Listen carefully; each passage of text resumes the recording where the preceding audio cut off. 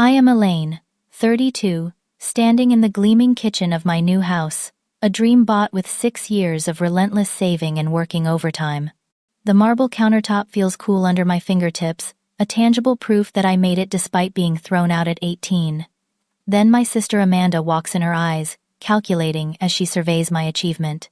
"This place is perfect for my kids," she announces, just as Mom appears behind her nodding. If you have ever had family try to take what is rightfully yours, drop a comment below, and subscribe to see how I turned the tables when they told me to pack my bags. Growing up in our suburban Chicago home, it became clear early on that there were different rules for me and my older sister Amanda. While she received new clothes and the latest toys, I learned to be grateful for hand-me-downs and birthday gifts that seemed like afterthoughts. Our parents, especially Mom, always had a soft spot for Amanda. "She needs more attention," Mom would say. "You are the strong one, Elaine. You can handle things yourself." This pattern continued throughout our childhood. When Amanda struggled in school, our parents hired tutors and reduced her chores. When I brought home straight, as it was expected, not celebrated. "That is just how Elaine is," they would say with a dismissive wave. I learned to shrink myself to need less, want less, and expect less. The summer after high school graduation marked the breaking point. Amanda, then 23, had married her boyfriend Jack after an unplanned pregnancy and moved back home with their infant daughter. My parents converted my bedroom into a nursery without asking, relegating me to the sofa in the basement. "College is starting in August," Mom told me one morning. "We need the space for Amanda and her family. You will need to find somewhere else to live." There was no discussion, no help offered. Just an expectation that at 18, with barely $2,000 saved from my part-time job at the local grocery store, I would somehow figure out housing, tuition, and living expenses. "But what about the college fund you and Dad started?" I asked, remembering the certificates they had shown me years ago. Mom looked away. "We used that for Amanda's wedding. She needed it more than you." That night, I packed everything I owned into my used Honda Civic, a high school graduation gift from my grandmother. With no real plan and nowhere to go, I drove to my friend Rachel's house, where her parents allowed me to stay in their guest room until the fall semester started. The next 4 years were a blur of exhaustion.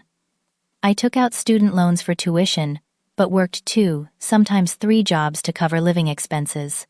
Mornings at a coffee shop, afternoons at the university library, weekends, waiting tables, and any spare hours tutoring other students. Sleep became a luxury I could rarely afford. While I struggled, Amanda's family continued to grow with the addition of twins. My parents renovated their house to accommodate the expanding family, converting the garage into an additional bedroom. During rare family gatherings, Amanda would complain about how hard motherhood was, while Mom nodded sympathetically.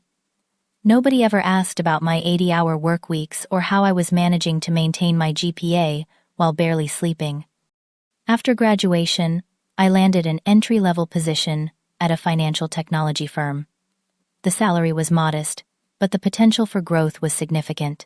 I lived in a tiny studio apartment with furniture collected from curbs and thrift stores. While my coworkers splurged on happy hours and weekend trips, I continued my frugal lifestyle, channeling every spare dollar into savings. Within 3 years, I had worked my way up to a senior analyst position with a salary that finally allowed me to breathe easier. Still, I maintained my frugal habits.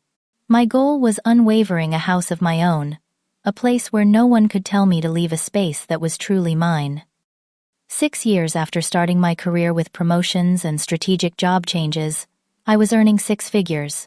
My savings account had grown substantially, and I began researching first-time homebuyer programs.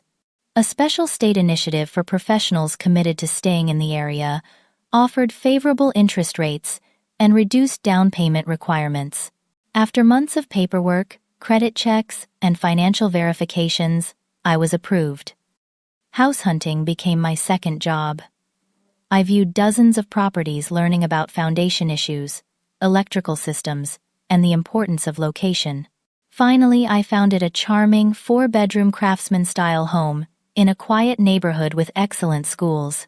At $960,000, it stretched my budget to its limit. But the moment I walked through the front door, I knew it was meant to be mine. Throughout this entire journey, my family remained largely absent. Amanda occasionally reached out when she needed money for emergencies that somehow always coincided with sales at her favorite stores. Mom called mainly to tell me about Amanda's accomplishments or to subtly suggest I should visit more often. Dad, passive as always, remained in the background of family dynamics. Despite this, I invited them all to my housewarming party. Some part of me still yearned for their approval, still hoped they might finally see me.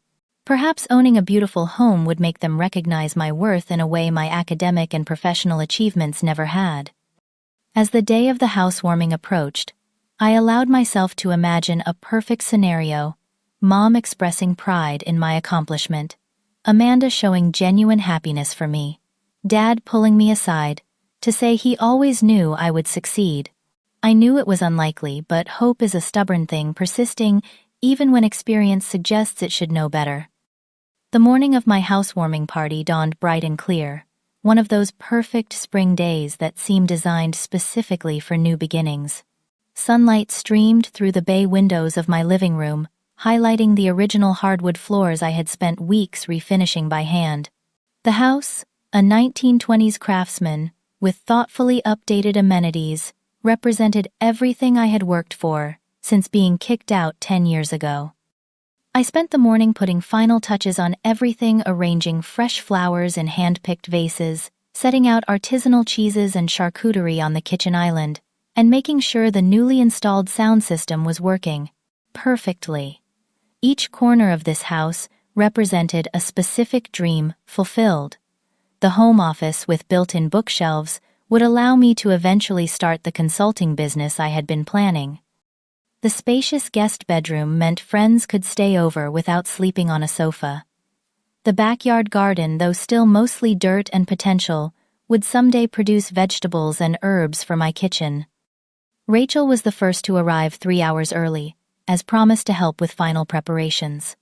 Our friendship had only strengthened since those first uncertain days when her family took me in.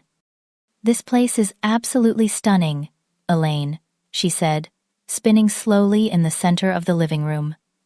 "I knew you would do it someday, but seeing it in person is something else entirely." "I still cannot believe it is mine," I admitted, running my hand along the smooth banister of the staircase. "Sometimes I wake up thinking I am still in that tiny apartment."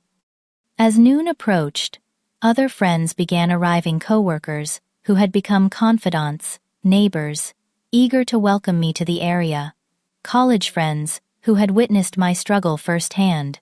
Each person who walked through the door brought genuine joy and congratulations, making the house feel increasingly like a home filled with positive energy. At 12:30, a full hour before the official start time listed on the invitation, the doorbell rang, insistently followed by the sound of children's voices and a sharp quiet down that I recognized immediately.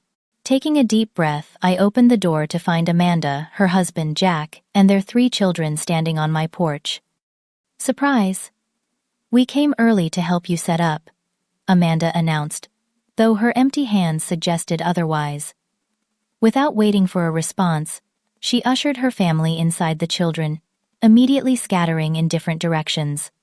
"Tyler, Madison, Jackson, do not touch anything," Jack called half-heartedly after them, though the crash from somewhere upstairs suggested his warning came too late.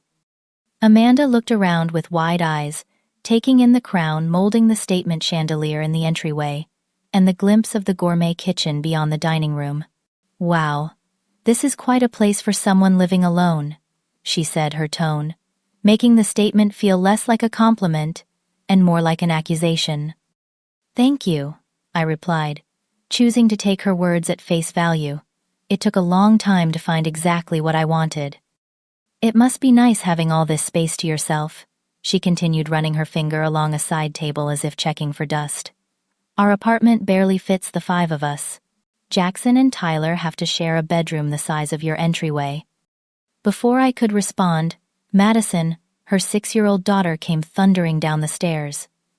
"Mom, I found the perfect bedroom. It has a window seat and a walk-in closet." Amanda smiled indulgently. "That is wonderful, sweetie. Maybe Aunt Elaine will let you sleep over sometimes." "Actually," I began, "that is going to be my home office." Elaine, Jack interrupted, emerging from my kitchen with a beer he had helped himself to. "You have got to show me where you got these countertops. They must have cost a fortune." The next hour continued in this vein, with Amanda's family exploring my house as if it were a model home they were considering purchasing. The children left fingerprints on freshly painted walls. Jack tracked mud across the living room rug, and Amanda made increasingly pointed comments about the excessive space for just one person. By the time other guests had arrived, filling the house with chatter and laughter, I was already exhausted from trying to monitor the children while maintaining a pleasant demeanor. Rachel shot me concerned glances whenever Amanda made another passive-aggressive remark, but I shook my head slightly. Today was supposed to be a celebration, and I was determined not to let family tension ruin it. At 2:15, the doorbell rang again. Through the decorative glass panels, I recognized my mother's silhouette. A familiar knot formed in my stomach, the same tension I had felt throughout childhood, whenever she was about to witness something I had accomplished, knowing that somehow she would find a way to diminish it. "Elaine, darling," she said, as I opened the door, air kissing near my cheek, "what a lovely little place you have found." $960,000 and 4 bedrooms was hardly little, but I swallowed my correction. "Thanks for coming, Mom. There are drinks and food in the kitchen." She barely nodded before spotting Amanda across the room. "There's my grandbabies," she exclaimed, making a beeline toward them without another word to me. Within minutes, she was cooing over the children, and deep in conversation with Amanda, their heads bent together like conspirators. As the afternoon progressed, I tried to focus on my other guests giving tours of the house and accepting their warm congratulations.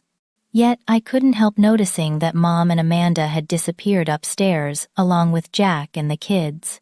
Rachel noticed my distraction. "They have been up there a while," she observed. "Want me to go check on them?" "No," I sighed. "I will go. Can you make sure everyone has drinks?" As I climbed the stairs, I heard Mom's voice drifting from the master bedroom. "This closet is bigger than the children's room in your apartment, Amanda. And look at this bathroom. 2 sinks and a separate shower and tub." "I know," Amanda replied, her voice, taking on the whining quality I recognized from childhood, the tone that usually preceded her, getting exactly what she wanted. "It is just so unfair. We are cramped in that tiny 2-bedroom, while Elaine has all this space she doesn't even need." I froze on the landing, heart pounding. What exactly was happening here? "Well," Mom said in a conspiratorial tone, "family should help family. Elaine has always been selfish with her things. Remember how she never wanted to share her toys?" I was 5, I wanted to shout. Instead, I remained silent, listening, as my mother and sister continued their conversation, unaware of my presence. "This house would be perfect for us," Amanda continued. "The kids could each have their own room. Jack could use that front room as an office, and we would finally have space to breathe." "And what about Elaine?" Mom asked, though her tone suggested she already agreed with whatever Amanda was planning. "She could get an apartment nearby if she wants to stay in this neighborhood so badly. She does not need all this space. It is selfish, really." I couldn't believe what I was hearing. After everything, after being kicked out at 18, after working multiple jobs through college, after saving every penny while they lived comfortably, they were now discussing how I should give up my house for Amanda's family. Before I could step forward to confront them, Amanda said, "Let's go downstairs. I want to make an announcement." I quickly retreated, rejoining my friends in the living room with a forced smile that felt brittle on my face.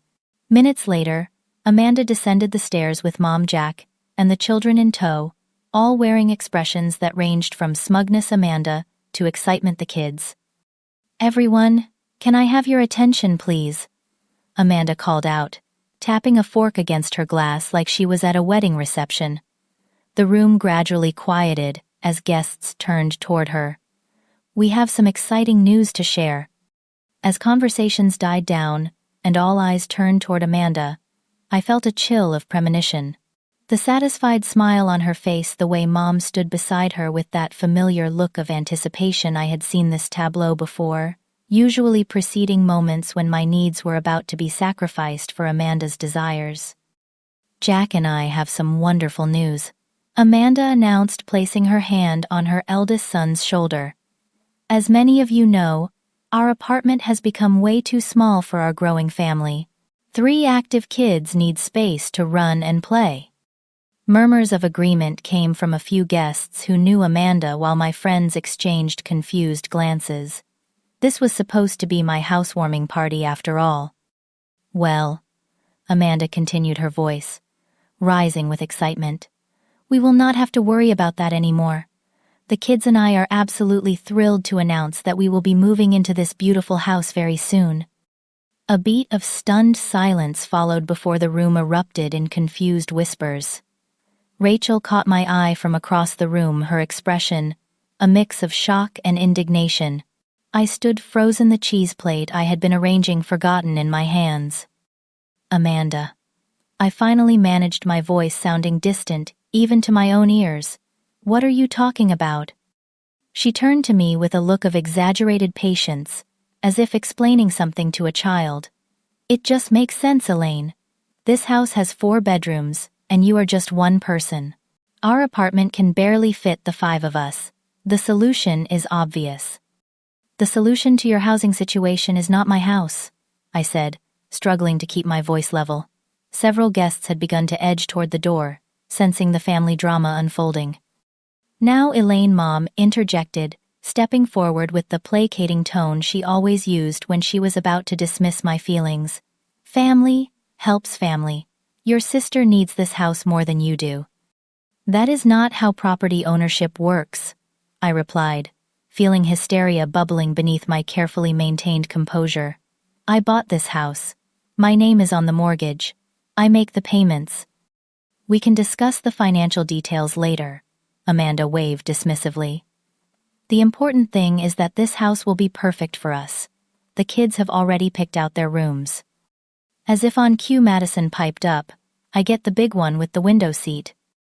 No, you do not, I said, firmly setting down the cheese plate before I dropped it. None of you are moving in here. This is my house. Jack, who had been measuring the living room windows with a tape measure he had apparently brought for this purpose, looked up with a frown. Don't be difficult, Elaine. The curtains in our apartment would fit perfectly here, with just a small adjustment. I looked around in disbelief. Was this actually happening? In my own home, at my own housewarming party, my family was acting as if my property was suddenly communal, as if my years of hard work and saving entitled them to the fruits of my labor. I think there has been a misunderstanding, I said, trying to regain control of the situation. I am not moving out. I am not sharing my house. I bought this place for myself. Amanda's face darkened, her expression shifting from entitlement to anger. You always were selfish. Some things never change. Selfish, I repeated, my voice rising despite my efforts to stay calm. How is it selfish to want to keep the house I saved for years to buy? Because family comes first, Mom stated, as if reciting an indisputable fact. Your sister has 3 children. They need the space more than you do. Then perhaps you should have helped them save for their own house, instead of expecting me to give them mine. I countered, surprising myself with my directness. The room had grown uncomfortably quiet, with remaining guests witnessing the confrontation with wide eyes. Some of my coworkers were edging toward the door, clearly wishing to escape the family drama. I do not think you understand, Amanda said, her voice taking on the dangerous sweetness I recognized from childhood confrontations. We have already made plans. The kids are excited. We have even started looking at schools in this district. Without ever discussing it with me, I asked, incredulously, the actual owner of the house. We knew you would make a fuss, Mom sighed. You always do when asked to share. This is not about sharing, I exclaimed, my composure finally cracking. "This is about you, assuming you can take something that belongs to me." Amanda's twins had wandered into the dining room and were examining my grandmother's china cabinet with sticky fingers. "Tyler Jackson, be careful with that," I called out, moving to intercept them. "Do not yell at my children," Amanda snapped. "They are just exploring their new home." "This is not their new home," I insisted, guiding the boys away from the antique cabinet. "And this conversation is over. I appreciate you coming to my housewarming, but I think it is time for you to leave." Mom gasped, as if I had slapped her. "You would throw your own family out, after everything we have done for you." The irony of her statement hit me like a physical blow. Everything you have done for me, like kicking me out at 18 to make room for Amanda, like using my college fund for her wedding. Please tell me exactly what I owe you. "That was different," Mom dismissed. "You were an adult."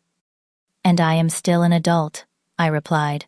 "One who makes her own decisions about her own property." Amanda stepped closer, her voice dropping to a hissing whisper. "You need to pack your bags and find somewhere else to live. The kids are starting school here in the fall. We have already looked into the registration process." Jack nodded, adding, "I have a buddy who can help us move your stuff into storage next weekend. You can take what you need for a small apartment. The rest can stay." "This is insane," I said, looking from one family member to another. "You cannot just decide to take my house." "It is not just your house anymore," Mom stated firmly. "Family properties should be used according to need, and Amanda needs it more. You can find a nice one-bedroom apartment nearby." I looked around at the home I had worked so hard to obtain. The carefully chosen paint colors, the renovations I had planned, the garden. I would never get to plant if they had their way. Something inside me, something that had been bending and accommodating my entire life, finally irrevocably broke. Standing in my living room surrounded by confused guests and my entitled family, I felt something shift inside me. Years of suppressed anger, disappointment, and hurt crystallized into a sudden clarifying rage. My hands trembled slightly, but my mind had never been clearer. This moment, my sister claiming my house, my mother backing her play, my brother-in-law measuring for curtains, was merely the latest verse in a lifelong song of being overlooked, dismissed, and expected to sacrifice. Flash memories cascaded through my mind, Amanda receiving a car for her 16th birthday, while I got a used bicycle. My parents attending every one of her school events while missing my valedictorian speech, because someone had to stay with Amanda's kids. The Christmas I received practical socks while Amanda unwrapped designer clothes. "You know what Jack said," breaking into my thoughts. "I think the basement could work as a man cave. I could put my recliner and big screen down there. And we could convert that little room off the kitchen into a playroom," Amanda added, warming to the theme. "The kids need somewhere to keep their toys." I watched as they continued to carve up my home, verbally assigning spaces and planning renovations, as if I had already agreed to their outrageous proposal. Mom nodded along occasionally, offering suggestions about furniture placement or color schemes. "You have not heard a word I have said," I finally interrupted. "I am not giving you my house. I am not moving out. This discussion is over." Amanda rolled her eyes dramatically. "You always were stubborn. This is not just about you anymore, Elaine. Think about the children." "I am thinking about setting an example for your children," I replied. "An example that shows you cannot just take what belongs to someone else, because you want it." "Now you are just being petty," Mom interjected. "Your sister has 3 children. What do you need all this space for?" "It does not matter what I need it for," I said. "It is mine. I bought it. I worked for it." While Amanda was raising a family, Mom countered. She did not have the luxury of focusing only on herself. Luxury. The word struck me like a physical blow. You think working 3 jobs through college was a luxury. Living on ramen noodles and sleeping 4 hours a night was a luxury. Saving every penny while you all took vacations and bought new cars was a luxury. Here she goes with the dramatics. Amanda sighed to Jack, though loudly enough for everyone to hear. always making herself the victim. That comment, so dismissive of my reality, so emblematic of how my family had always minimized my experiences, was the final straw. The room seemed to tilt slightly as blood rushed to my head. All the times I had swallowed my true thoughts, all the times I had stepped aside for Amanda's needs, all the times I had accepted less, because that was what was expected of me. It all culminated in this moment. "Get out," I said, my voice so quiet that Amanda had to lean forward to hear me. "Excuse me," she asked, her eyebrows shooting up in exaggerated shock. "Get out of my house," I repeated louder this time. "All of you, now." "You cannot kick us out," Mom sputtered, her face flushing. "We are your family." "Family does not try to steal from each other," I replied. "Family does not dismiss each other's feelings or achievements. Family supports each other." "We are trying to support each other," Amanda insisted, "by sharing resources." "No," I corrected. "You are trying to take what is mine, just like you have been doing our entire lives, and I am finally saying no." Jack stepped forward, his expression darkening. "You need to be reasonable, Elaine. Think about what is best for everyone." "I have spent my entire life thinking about what is best for everyone else," I shot back. "For once, I am thinking about what is best for me." "This is exactly why you are alone," Amanda said with a sneer. "You are too selfish to ever maintain relationships. No wonder you do not have a family of your own." The comment was designed to wound, to hit my most vulnerable spot. In the past, it would have worked. I would have crumbled, apologized, tried to prove I was not the selfish person they claimed I was. But something had fundamentally changed. Instead of pain, I felt a strange sense of clarity. "I would rather be alone than surrounded by people who see me only for what they can take from me," I said quietly. Rachel, who had been watching the confrontation with increasing concern, stepped forward. "I think everyone needs to calm down. Elaine, do you want me to ask some of the guests to leave so your family can discuss this privately?" "There is nothing to discuss," I replied, not taking my eyes off Amanda. "They were just leaving." "We are not going anywhere until you agree to be reasonable," Mom stated, crossing her arms over her chest in the stance I recognized from childhood standoffs, a stance that had always ended with me giving in. "Not this time. If you do not leave voluntarily, I will call the police and have you removed from my property," I said, pulling my phone from my pocket. "Your choice." The threat hung in the air between us, a line drawn that could not be uncrossed. For a moment, nobody moved. Then Tyler, Amanda's middle child, knocked over a vase while chasing his brother. The crash of breaking glass seemed to shatter the tension in the room. "Fine," Amanda spat, grabbing Tyler's arm roughly. "We will go, but this conversation is not over." "Yes, it is," I replied. "It has been over for years. I just did not realize it until now." As they gathered their things, Mom approached me one last time, her expression a mixture of disappointment and disbelief.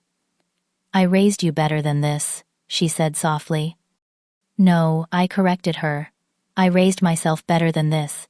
That is why I am finally standing up for myself." The door closed behind them, with a finality that should have felt victorious. Instead, I was left with a strange emptiness, standing in a living room full of uncomfortable guests who had witnessed my family's true nature and my long overdue response to it. The house that had represented such promise now felt tainted by their presumption and entitlement. "I am so sorry about that," I said to the room at large, trying to gather the scattered pieces of my composure. Rachel approached and wrapped an arm around my shoulders. "You have nothing to apologize for," she assured me. "Nothing at all." But as conversations slowly resumed and guests attempted to return the party to its original celebratory purpose, I could not shake the feeling that this confrontation was far from over. Amanda had never accepted defeat gracefully, and Mom had always enabled her persistence. This time would be no different, except that I was different. The Elaine who had always given in no longer existed. In her place stood someone stronger, someone who recognized her own worth. And that woman was not giving up her house. The next morning, I awoke to 27 missed calls and twice as many text messages.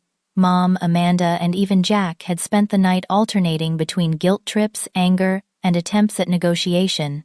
The last message, sent at 3 a.m., was from Amanda. "You will regret this. Family is forever, and you just threw yours away over a house." I set my phone aside without responding, and made coffee, taking it out to the back porch to watch the sunrise over my yard that no one could take from me. As I sat there, a plan began to form. This cycle of entitlement and emotional manipulation would never end unless I took definitive action to stop it. After finishing my coffee, I made 3 phone calls. The first was to my lawyer who had handled the closing on my house. The second was to a security company. The third was to Rachel, asking her to come over that afternoon. By noon, I had printed out several important documents and organized them in a folder. The security company had already sent someone to install new smart locks and a doorbell camera. And my lawyer had drafted a cease and desist letter that would be delivered to Amanda and my parents the following day. When the doorbell rang at 1 p.m., I was not surprised to see Amanda standing there with Mom beside her. What did surprise me was the presence of my father, who rarely involved himself in family conflicts, preferring to let Mom handle them.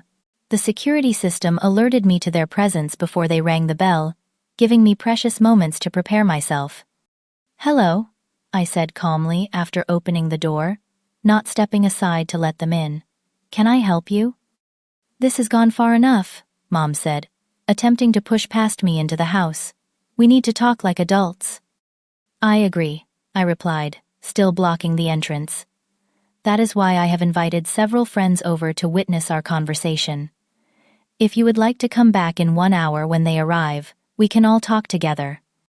"We do not need an audience for a family discussion," Amanda snapped. "Recent experience suggests otherwise," I countered. 1 hour. Your choice." They retreated to their car, huddling in conversation while watching my house. I used the time to finalize my preparations and greet Rachel and 2 other close friends as they arrived. I had also invited my boss Martin, who had become something of a mentor to me over the years. At precisely 2 p.m., my family returned to the door. This time, I invited them in, leading them to the living room where my friends were already seated. The atmosphere was tense, with Amanda shooting venomous looks at Rachel, who had witnessed her behavior the previous day. "I do not understand why these people need to be here," Mom said, perching uncomfortably on the edge of the sofa. "They are here to witness what happens next," I explained. "So there can be no misunderstanding or rewriting of events later." Dad cleared his throat. "Elaine, your mother and sister think you may have misunderstood their intentions yesterday." "I understood perfectly," I replied. "They want me to give up my house so Amanda's family can live here instead." "Not give up," Amanda corrected quickly. "Share resources. We could pay you rent." "With what money?" I asked. "You have been asking me for loans every few months for years and never repaying them." She flushed but did not deny it. "That was different. This would be official." "It does not matter," I said firmly. "I am not interested in any arrangement that involves me leaving my home or sharing it with you." "Then why did you buy such a large house?" Mom demanded. "It is excessive for one person." "Because I wanted to," I stated simply. "Because I worked hard and saved my money and made smart career choices, and this is the result. I do not need to justify my purchase to anyone." "You have always been selfish," Amanda began, but I held up my hand to stop her. "Before this goes any further, I want to show you something," I said, reaching for my phone. I opened a folder of photos and handed it to Dad first. "These are pictures of my first apartment after college. The one I could barely afford while working 60 hours a week." He scrolled through them silently, taking in the tiny studio with its hot plate instead of a kitchen, the mattress on the floor, the milk crates serving as bookshelves. "And these," I continued, pulling out printed bank statements from a folder, "are my savings account statements from the past 8 years. Every month I put aside at least 30% of my income, Often more. I packed my lunch every day. I did not take vacations. I drove the same car until it died completely. Mom glanced at the papers without really seeing them. What is your point, Elaine? My point is that this house did not appear out of thin air, I explained. I worked for it. I sacrificed for it. I earned it. While I was raising 3 children, Amanda interjected, I did not have the luxury of focusing only on my career. That was your choice, I replied evenly, just as this was mine. Choices have consequences, Mom stated, in that familiar righteous tone. Your choice to prioritize material things has left you alone. And your choices are about to have consequences too, I said, my voice steady. Despite the adrenaline coursing through me, I have something else to show you. I took out my phone again and pulled up several documents I had scanned earlier that day. This is the deed to my house, showing that I am the sole owner. I swiped to the next document. This is my mortgage agreement. Another swipe. And this is the homeowner's insurance policy that protects my investment. They stared at me with confused expressions, clearly not understanding where I was going with this. What you need to understand, I continued, is that I knew this day might come. I knew that at some point you would try to take what belongs to me, just as you have been doing my entire life. I swiped to another document. This is a letter from my lawyer dated the day I closed on this house. It outlines my concerns about potential family claims on my property and establishes a clear record that I never intended to share ownership or residency. Amanda's face had gone pale, while Mom's cheeks flushed with anger. Dad simply looked tired, as if he had expected this confrontation all along.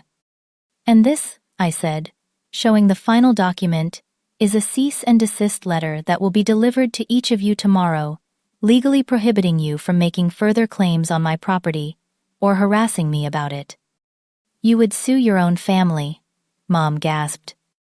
If necessary, yes, I replied calmly. I would protect what is legally mine from anyone trying to take it, family or not. Remember when you kicked me out at 18?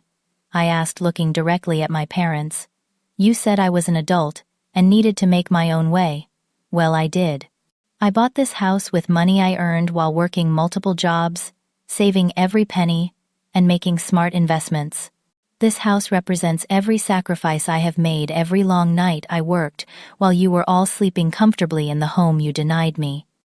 The silence that followed was profound. Rachel and my other friends sat quietly, their presence, a tangible support, as I finally spoke my truth. You have 2 choices now, I continued. You can accept that this is my house, and I will do with it as I please. Or you can continue this campaign to take it from me, in which case our relationship will be permanently damaged and potentially handled through legal channels. You would choose a house over your family, Amanda asked, her voice smaller than I had ever heard it. No, I corrected her. I am choosing myself over people who have never respected my boundaries or celebrated my achievements. I am choosing to break the pattern where I give and you take. I am choosing to value the years of hard work that went into purchasing this home. Mom stood up abruptly.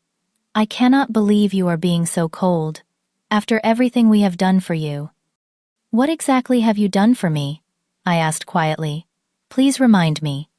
Her mouth opened and closed several times, but no specific examples emerged. Instead, she gathered her purse and headed for the door. Come on, Amanda. Jack, we are leaving. Amanda hesitated, looking around the house one last time with naked longing before following our mother. Jack trailed behind them, shooting me a look that was part anger, part something that might have been respect. Dad remained seated after they left, staring at his hands for a long moment. I should have stepped in a long time ago, he finally said. Your mother and sister, they have always been a force of nature. It was easier to go along. Easier for who, I asked. He nodded, acknowledging the point. I am proud of you, Elaine. For this house, for standing up for yourself. I should say that more often. His words, while appreciated, came decades too late to fill the void his silence had created. Thank you, I said simply. But I need you to leave now too. After he departed, my friends surrounded me with supportive words and hugs. Rachel squeezed my hand. That was incredible. How do you feel? I considered the question carefully. Lighter, I finally said. Like I put down a weight I have been carrying my whole life. What happens now? Martin asked. Now, I said, looking around at my beautiful home, I finally get to enjoy what I have worked for, without guilt, without fear, and without apologizing for my success. For the first time since buying the house, I felt fully at home in it. This was my space earned through my efforts, protected by my courage, and now finally free from the shadow of family obligation that had followed me for so long. The days following the confrontation brought an eerie silence from my family. The cease and desist letters were delivered as planned, but there was no immediate reaction, no angry calls, no emotional texts, no flying monkeys dispatched to make me see reason. The silence itself was unusual. In our family, dynamic conflicts typically spawned extended campaigns of guilt and manipulation, rather than quiet withdrawal. I used the respite to truly settle into my home. I painted the master bedroom a soothing sage green, installed bookshelves in what would become my home office, and started preparing the backyard soil for a vegetable garden. Each action felt like a declaration. This space is mine. These choices are mine. This life is mine. A week passed before the silence broke. The first salvo came in the form of a group email from Amanda to our extended family, aunts, uncles, cousins, with the subject line, Elaine's betrayal. In florid, victim-laden language, she described how I had abandoned the family and chosen material wealth over the needs of innocent children. She conveniently omitted the part where she had tried to claim my house for herself. The responses trickled in over the next few days. Some relatives reached out directly, curious about my side of the story. Others accepted Amanda's version, without question, sending me disappointed messages about family loyalty and selfishness. A few remained neutral, recognizing the pattern of Amanda's entitlement from previous family dramas. Aunt Patricia, Mom's older sister and the family matriarch, surprised me with her response. I have watched this dynamic play out your entire life, she wrote in a private email. It is about time you stood up for yourself. Your mother and sister will not change, unless forced to. Stay strong. Her support was unexpected but deeply appreciated. I had always assumed the entire extended family viewed me through the same lens my parents did, as the less important daughter, the one who should accommodate and sacrifice. The next phase began when Mom started calling mutual friends, sharing her distress over my mental state, and suggesting that my success had changed me for the worse. One friend, Jessica, called to warn me. Your mom reached out to me, she said. She is telling everyone you had some kind of breakdown and have turned against your family. She actually suggested we should check on you because you might be having a crisis. The only crisis I had was realizing I have spent my entire life trying to earn the approval of people who will never give it, I replied. Well, I told her you seemed perfectly fine to me, Jessica assured me. In fact, more confident and happy than I have seen you in years. The social media campaign came next. Amanda posted vague but pointed references to toxic family members and those who turn their backs on children in need. She shared articles about family obligation and the importance of generosity, tagging me in some until I adjusted my privacy settings. Through it all, I maintained my boundaries. I did not respond to the provocations, did not defend myself publicly, and did not engage in the drama. My lawyer advised documenting everything but avoiding direct contact that might escalate the situation. The first real test came 3 weeks after the confrontation, when Mom showed up unannounced at my front door.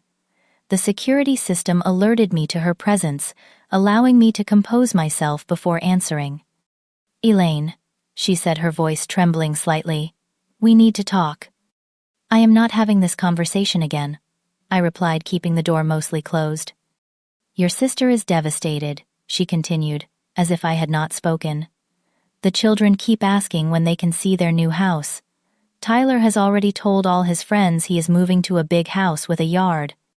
That is unfortunate, I said evenly. But it is not my problem that Amanda made promises she had no right to make. Mom's expression hardened. How can you be so cold? These are your niece and nephews. I love them, I clarified. But that does not mean I owe them my house.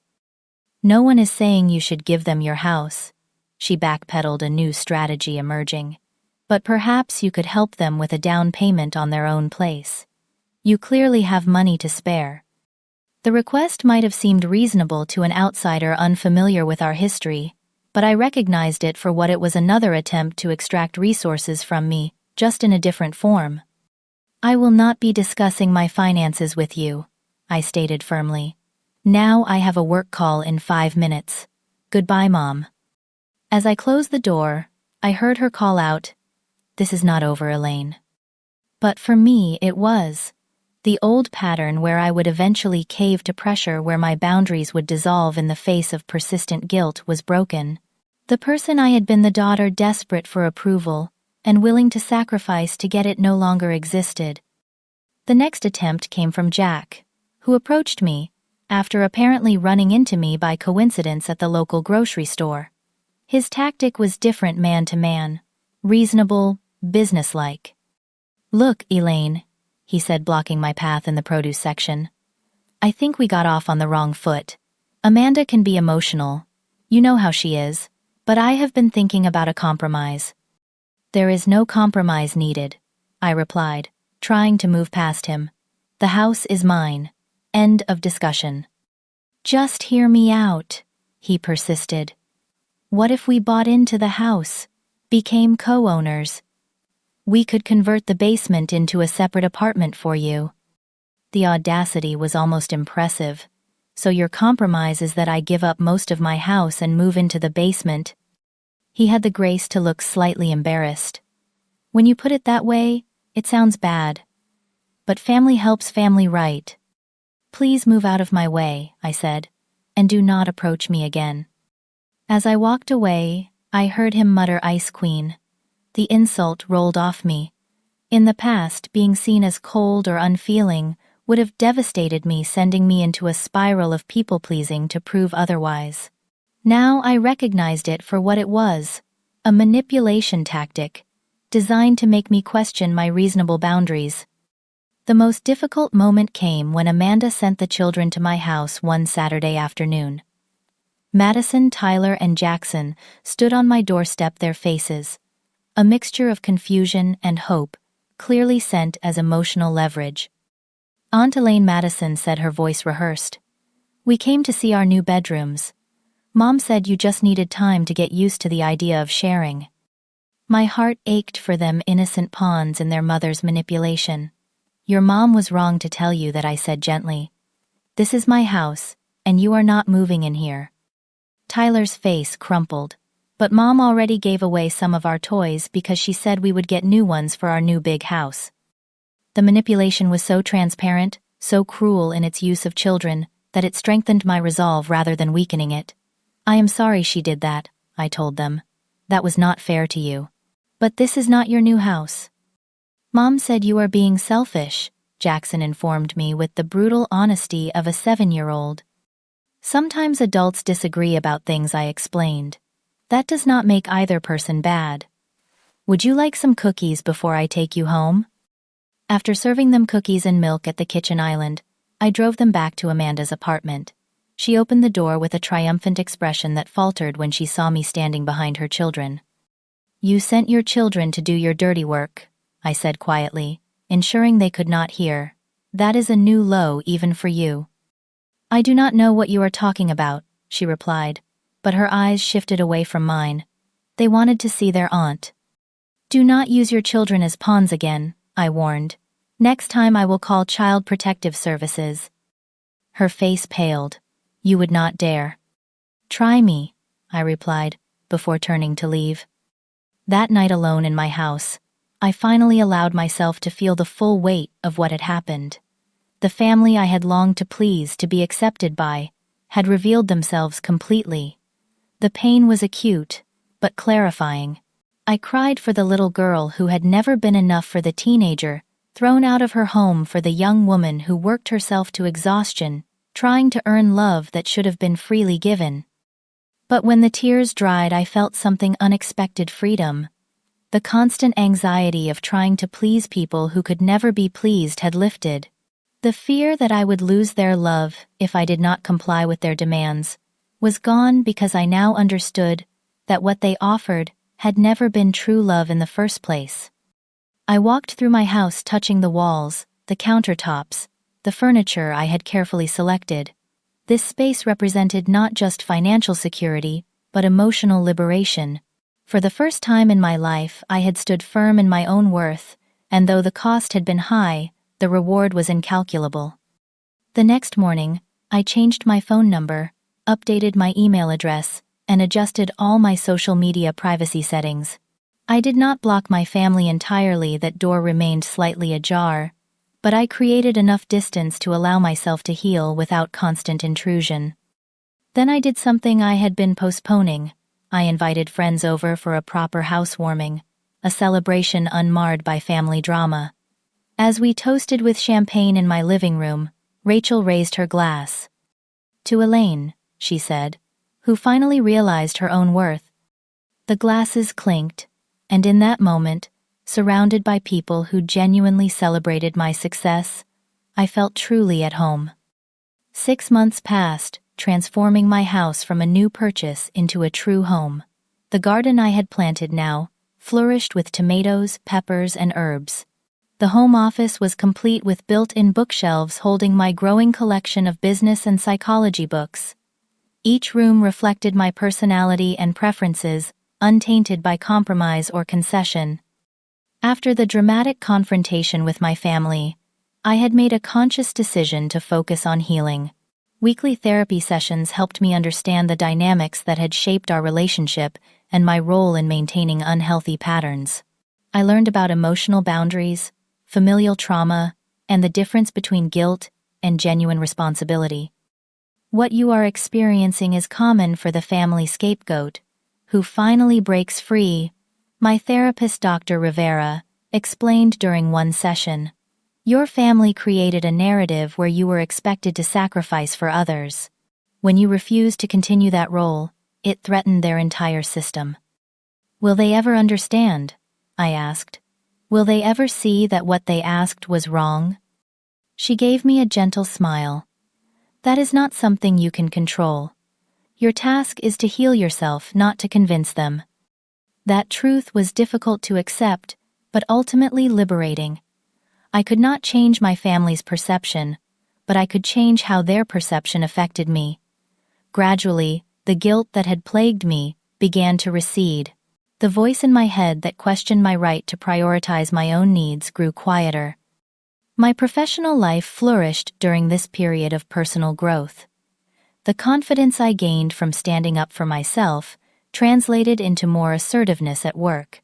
I pitched new ideas, led team projects, and negotiated a promotion that had been overdue. Martin, my boss and mentor, commented on the change. "Whatever happened earlier this year transformed you," he observed after I successfully presented to executive leadership. "You have always been talented, but now you own your expertise in a new way." The promotion came with a significant salary increase, allowing me to accelerate my mortgage payments and start a new investment portfolio. Financial security had always been important to me, unsurprising given my experience of being cut off at 18, but now it represented something beyond mere survival. It was proof that I could provide for myself, that I did not need to depend on family connections or approval to thrive. My social circle expanded and deepened. Without the constant drain of trying to please my family, I had more emotional energy for friendships. I joined a local book club, started taking cooking classes, and volunteered at a mentorship program for first-generation college students. These activities brought new people into my life, people who knew me only as I was now, not as the accommodating daughter and sister I had been. Rachel remained my closest friend, a constant source of support and honest feedback. One evening, as we shared wine on my back patio, she brought up my family. "Have you heard from them at all?" she asked. I nodded. Mom sends a text every few weeks. Very surface level. Hope you are well. Kind of messages.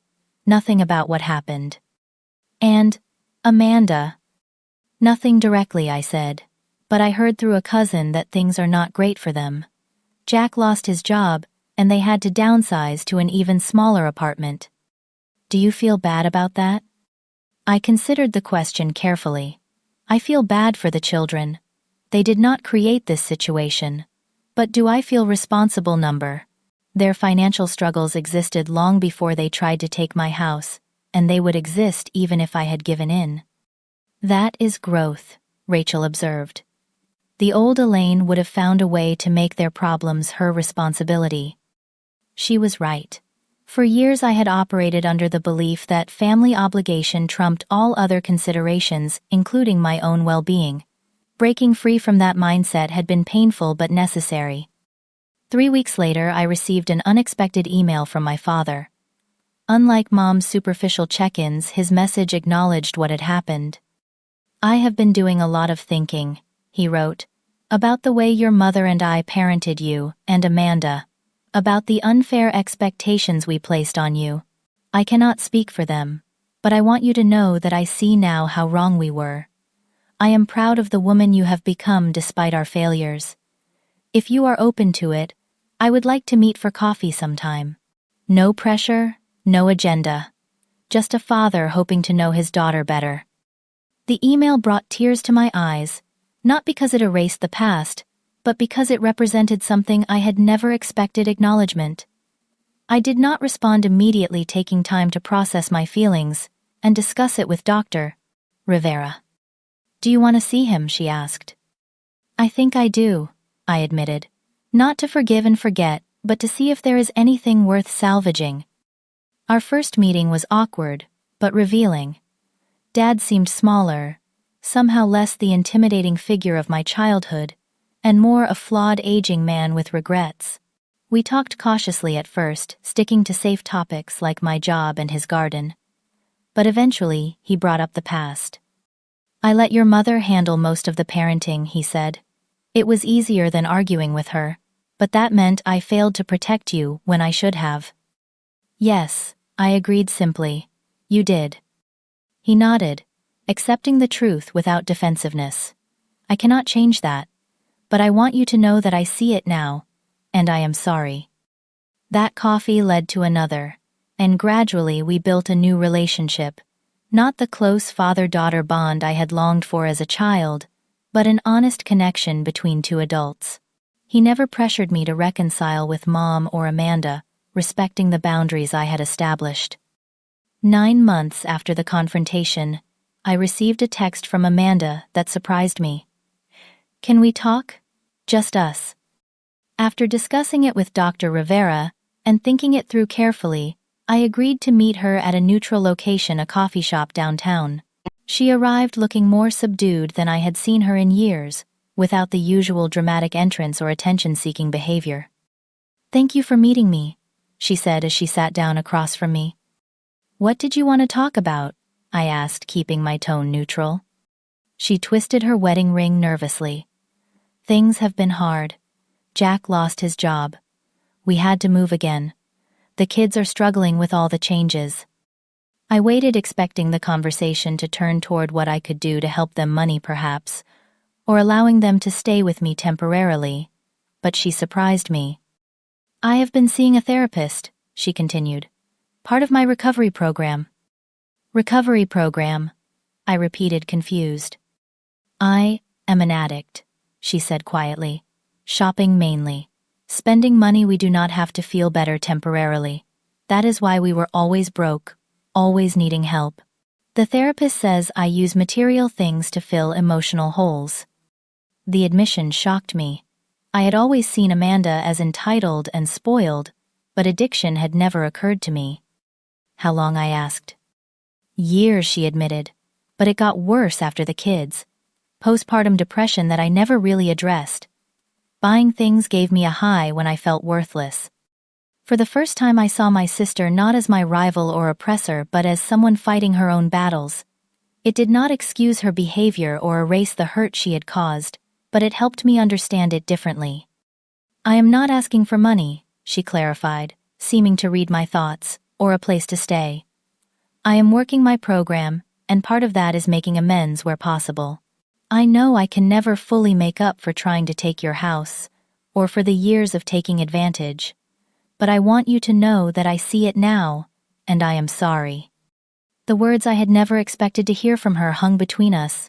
They did not magically heal decades of hurt, but they cracked open a door I had assumed was permanently closed. Thank you for saying that, I replied. I appreciate your honesty. We talked for over an hour more openly than we ever had before. She spoke about her struggles with motherhood, her resentment of my freedom, and her realization that she had been enabled, rather than truly supported by our parents. Mom still does not get it, she admitted. She thinks my problem is that I do not have enough, not that I was using shopping to self-medicate. That sounds like Mom, I agreed, and we shared a small smile of recognition. As we prepared to leave, Amanda asked, "Do you think we could try to have some kind of relationship? Not like before, something healthier. The kids miss you." I miss them too, I admitted. Let's start small. Maybe I could take them to the park sometimes, or have them over for dinner occasionally. Her face lit up. They would love that. We parted with a tentative hug, not a complete reconciliation, but the beginning of a different kind of relationship built on honesty rather than obligation. Over the following months, I gradually reintroduced my niece and nephews into my life. They visited my home, not as future residents, but as welcome guests. I established clear boundaries with Amanda about these visits, and to my surprise, she respected them. My relationship with Mom remained more distant. She continued to send occasional texts, but showed no real acknowledgement of past patterns or current boundaries. I accepted that some relationships cannot be transformed, only managed from a safe distance. As the one-year anniversary of buying my house approached, I planned a small dinner party to celebrate, not a housewarming this time, but a homecoming in the deepest sense. The guests included Rachel Martin and his wife, my new friends, from the book club, and after careful consideration my father and my sister's family. As we gathered around my dining table, I looked at the faces of these people who represented different chapters of my life, past, present, and future. Some relationships had been healed, others transformed, and a few left behind. But all had taught me something vital about myself and my worth. After dinner, as we enjoyed dessert on the back patio under string lights, Dad raised his glass. "To Elaine," he said, "and to her beautiful home." "To standing your ground," Rachel added. "To new beginnings," Amanda offered quietly. I raised my own glass, feeling a profound sense of peace. "To building a life that belongs truly to yourself," I said, "and to surrounding yourself with people who celebrate that, rather than try to take it away." As laughter and conversation flowed around me, I reflected on the journey of the past year. The house that had become a battleground had transformed into a sanctuary, not just a physical space, but a symbol of my right to define my own life on my own terms. The path to this moment had been painful, but I would not trade the clarity and strength I had gained. Sometimes the most valuable lessons come through the hardest experiences. Sometimes you have to lose what you thought was family to find your true home. Have you ever had to stand up to family members who tried to take advantage of your success? How did you handle it? Drop a comment below and share your experience. If this story resonated with you, please hit that like button and subscribe to hear more stories about setting boundaries and reclaiming your power. Thank you for listening, and remember, your success is yours to celebrate, not others to claim.